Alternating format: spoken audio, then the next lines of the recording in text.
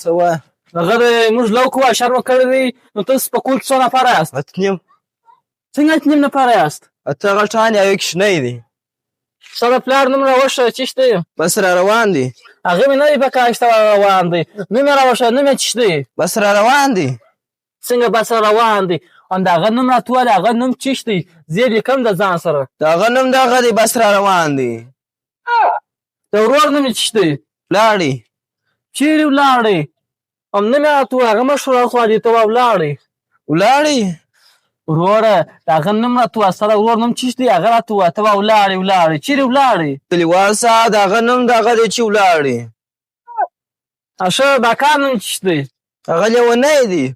څنګه لیونی دی؟ چې لیونی دی نوم یې راوښیه نوم یې چیشت دی؟ د هغه نوم لیونی دی. ښه نو ستا نوم چیشت دی؟ ستا نوم ته راوښیه. صبر. نوم دې راوښیه وروره. ته څنګه وه صبر؟ دونه وخت نه لرم. نوم دې راوښیه. صبر. وروره ته ولې ماته وایه چې صبر وم؟ نوم دې راوښیه. ستا نوم چیشت دی؟ نوم دې راوښیه. زما نوم صبر دی. دا سره کم نه ماندې خو زما نفس مې راوکښي. تېر یم در اشر مو تېر یم. د کومې خوا مې پول زه په تاسو لو کوم. نه کوم زه ولاړم.